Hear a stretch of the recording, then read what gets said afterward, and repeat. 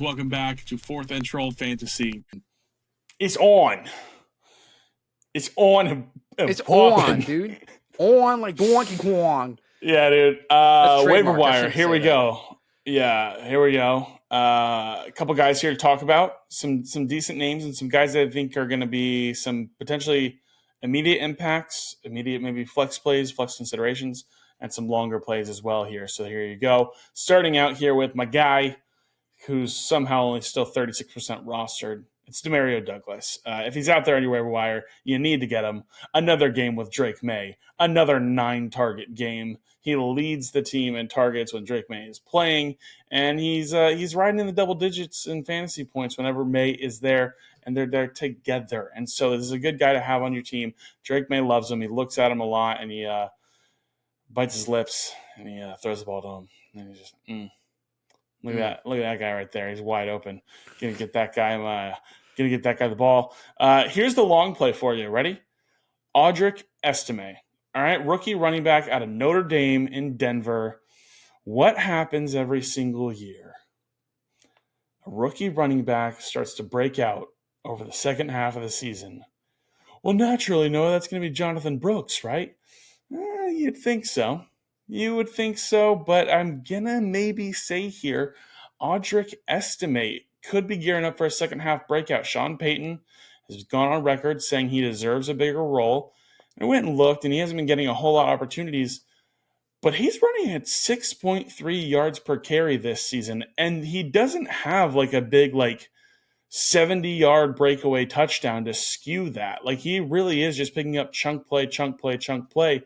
Running backs are scarce, and he's available everywhere. He's only 5% rostered. Why not take a shot here? He could be impactful for your team. However, he plays the Chiefs next week, so don't start him yet. Yeah. Just get him, hold him, and see what the opportunity looks like. If not, you can drop him. But we could be looking at a potential second half breakout here for this rookie running back. And then my last guy here, listen, he's a fun guy to hate on, but he's been solid. It's Jerry Jeudy, okay? Cedric Tillman, I think, has been getting a lot of the praise, and rightfully so. We called that out, and he's been awesome. But Jerry Jeudy has 19 targets in his last 2 games. He's had double-digit fantasy points in his last 2 games, 12.9 fantasy points or more in each of the last 2 weeks, and he hasn't scored a touchdown. So some big bye weeks coming up as we gear up for the fantasy playoffs. I think he'd be a decent flex play filler for you.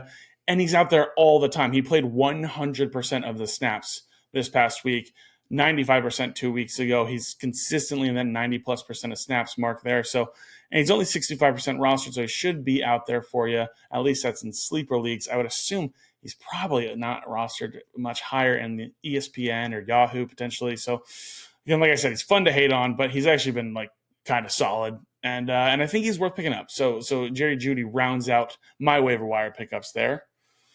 Wesley? My 2 waiver wire pickups are also somewhat long plays, but also just, speculative ads, okay? No one really stood out that isn't rostered this week. And so we'll be talking about those players that did stand out in our Fukel for Real segment coming up. So I'm going to say, let's talk about a certain wide receiver in the AFC South who has been sneaky good. Nick Westbrook-Ihkine. Had a solid game, okay? And he's going to be one of the top waiver wire ads of the week. But I don't think people realize just how good he's been. He finally got the targets to get to a 16-point. Did you know he's had a touchdown in 4 straight games? Not until you texted me your waiver wires. I was like, why the hell is Nick Westbrook-Ihkine in his waiver wire? I pull up the game log and I'm like, what the shit? Like what? Exactly. What? Yeah. Yeah. We've seen it this season when a number 1 wide receiver is traded to a different team. The wide receiver 2 has stepped up, and Calvin Ridley had a great game following the DeAndre Hopkins trade, but Nick Westbrook-Ihkine has been really good. So I think if you're looking for someone to fill in for the bye week, if you're looking for someone to have long-term in case he does become someone great, go get this guy. And then here's just a shot I'm going to take. And if this pans out, I'm going to take a very long 12-minute victory lap on this one. But I'm going to just say 14 laps. With all that's happening right now in New Orleans, Cedric Wilson should be on your mind. Don't spend a waiver priority. Don't spend fab on him. But in case Chris Olave misses next week, Rashid Shaheed is done for the season. If Bub Means is on IR. Yeah. I mean, who else is that ball going to go to? Can't keep going to Foster Moreau. And Alvin Kamara, sure, he's been fine, but Kendre Miller is also an IR. Like, no one is healthy on this Saints offense. So Cedric Wilson, who had a nice game 2 games ago, I think should be worth some of you monitor going into this to week 10. That's it for the waiver wire ads going into this week. Cedric Wilson, I think, is an interesting one to talk about. I actually wonder, real quick, sorry. I actually wonder if Chris Olave plays football again this season. They're 2-8. He's had multiple concussions within the last year. He's had 2 concussions in the last month. Yeah. What is he playing for? They're 2-8. They just fired their head coach. At this point, I think I'll be more surprised if by Friday we're not saying in the news that he's on IR, and then they're just gonna at this point. Yeah. What are you playing for? You're just gonna have a top 5 pick, get a rookie quarterback, help him develop, be him. But at this point, dude, just take it easy. I'm not one to say I get annoyed and bothered when people are telling Tua what to do, and I'm not telling Chris Olave to retire by any means, but I'm just saying dude, at this point, what are you playing for? It's a different scenario. I don't know. So Cedric Wilson, interesting pickup. Yeah.